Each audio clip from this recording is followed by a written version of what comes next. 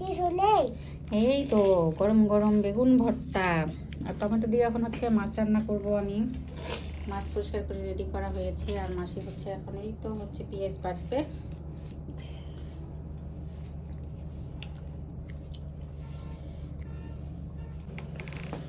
আজকে মাছ রান্না করব রুই মাছ।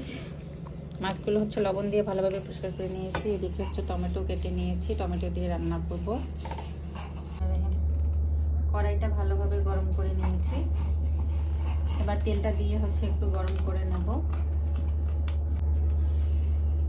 এখন দিয়ে দিব তেলের মধ্যে হচ্ছে আমি পেঁয়াজ বাটা, দিয়ে দিব সরিষা বাটা, মরিচ বাটা, স্বাদ মতো লবণ, স্বাদ মতো হলুদের গুঁড়ো,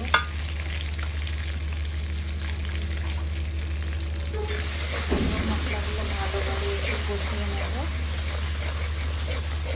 আমি হচ্ছে কাঁচামরিচ বাটা দিয়ে রান্না করব। মশলাগুলো কিন্তু আমার কষানো হয়ে গেছে। এখন এর মধ্যে হচ্ছে আমি মাছগুলোকে দিয়ে দেবো এক এক করে।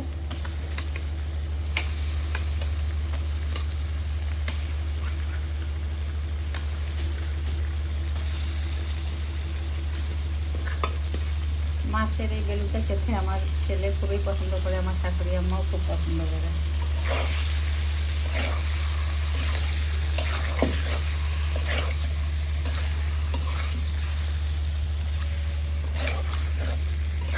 হালকা একটু কষিয়ে নিয়ে এখন হচ্ছে আমি পানি দিয়ে দেবো।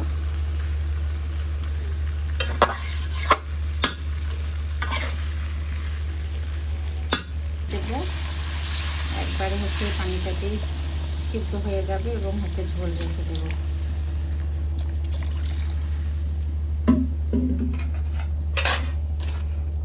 এরপরে টমেটোগুলো দিয়ে দেবো। আজকে টমেটোগুলো আমি তেলে ভাজিনি, এরকম হচ্ছে কাটাই দিয়ে দিলাম।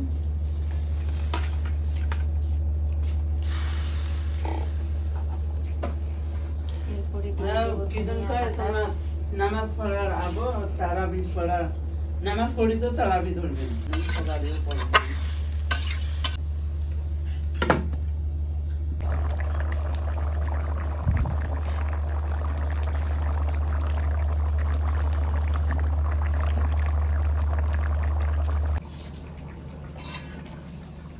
হয়ে গেল আমার মাছ রান্না শেষ। আজকে হচ্ছে কাঁচামরিচ দিয়ে রান্না করলাম। কালারটা একটু ফ্যাকাশে লাগতেছে যদিও, যোগ করে দেবেন। আর কোনো প্রকার ভুল ত্রুটি হলে একটু ইগনোর করবেন। আল্লাহ হাফেজ, শুভরাত্রি।